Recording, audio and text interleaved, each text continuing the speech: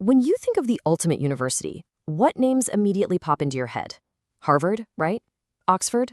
Maybe Stanford? We kind of just assume these modern giants are the absolute pinnacle of human learning.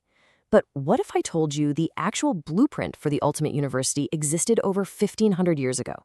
Yeah, an institution so incredibly advanced, so globally famous, that it honestly makes our modern Ivy Leagues look like they are just playing catch-up.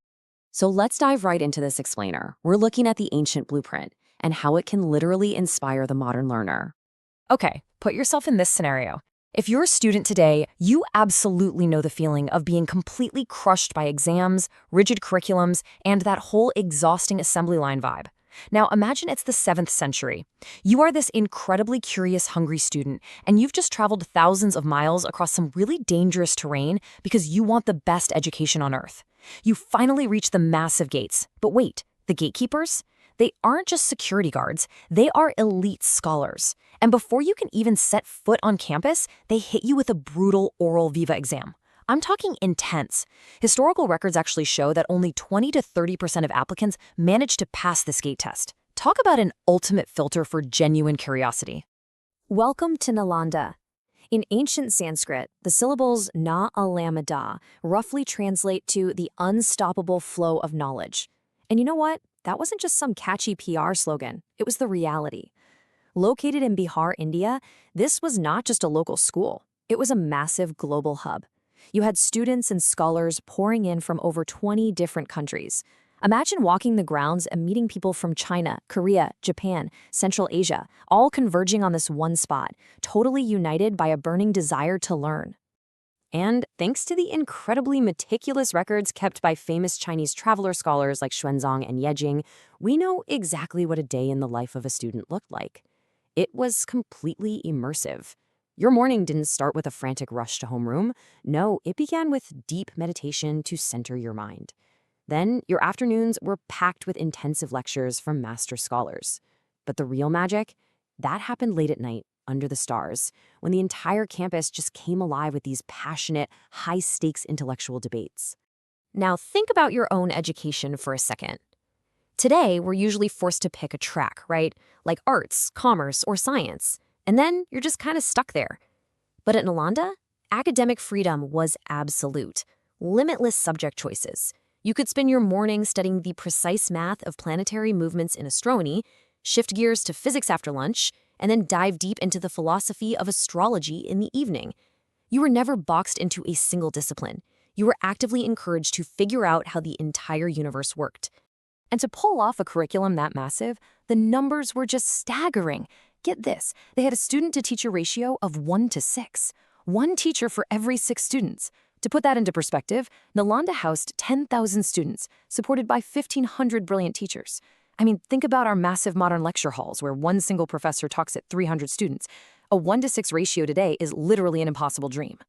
Because of that incredible ratio, their whole teaching philosophy was completely different. Think about how modern schools struggle with overcrowded classrooms. The system naturally ends up focusing on the toppers, the high scorers who make the school look good on paper. Nalanda completely flipped the script. You were assigned a personal mentor, and their main job was to laser focus on your weaknesses. As a modern student, you can actually mimic this. Actively seek out feedback on the stuff you avoid the most. Step out of your comfort zone, spend extra time on your weakest links, and you can transform those exact vulnerabilities into your absolute greatest strengths. That is exactly how the scholars at Nalanda did it. Actually, let's pause and really think about that. Did your school focus on your personal weaknesses to genuinely help you grow? Or did it just highlight the top scorers and leave everyone else to, figure it out on their own? It's a huge question. So much of the anxiety students face today comes from a system that basically penalizes you for not knowing something right away. Nalanda understood that true education is about building up the individual step by step, not just ranking them on some scoreboard. And that individualized focus changed everything about how they learned. Today, we rely so heavily on rote learning.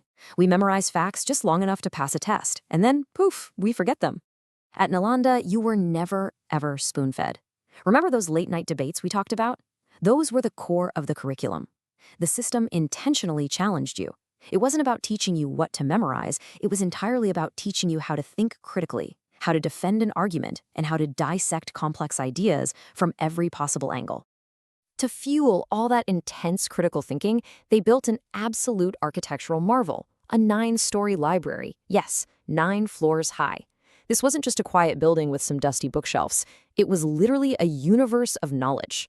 We're talking hundreds of thousands, potentially millions, of original manuscripts covering everything from ancient Vedic literature to advanced math and medicine. It was the beating heart of human intellectual achievement, all housed in one towering structure.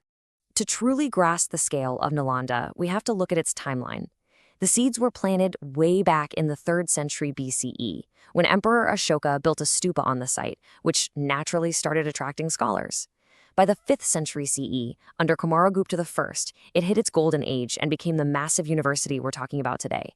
It was the global light of learning for centuries. But then, the 12th century CE happened, and it was tragically destroyed by a military general named Bakhtiyar Khilji.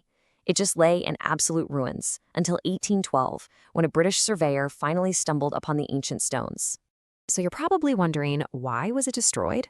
The historical sources tell a really fascinating yet devastating story. General Khilji fell severely ill, and none of his own court physicians could cure him. Desperate, he was advised to consult an Ayurveda scholar from Nalanda.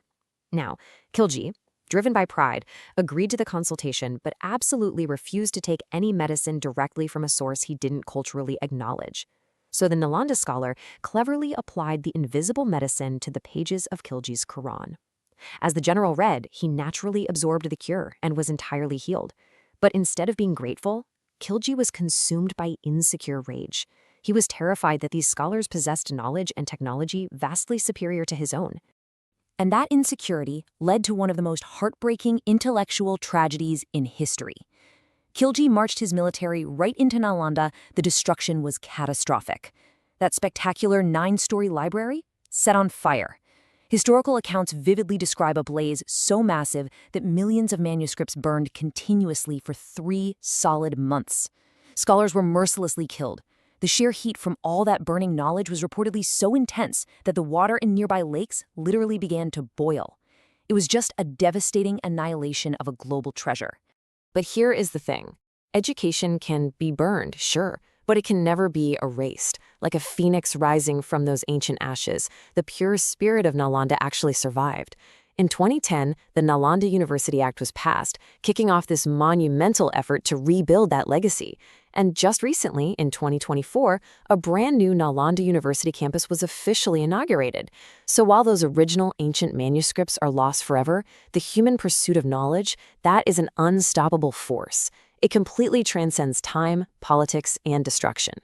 Which brings us to one final, mind-bending thought I want to leave you with today. Just imagine if that fire had never been set. If those ancient books, filled with centuries of advanced science, medicine, and math, had survived to this very day. Would Bihar and India as a whole be the undisputed global capital of education and tech right now? It's a really powerful thought, isn't it? It proves the incredible world-shaping value of knowledge. So take that inspiration into your own studies. Thank you for joining me on this Explain.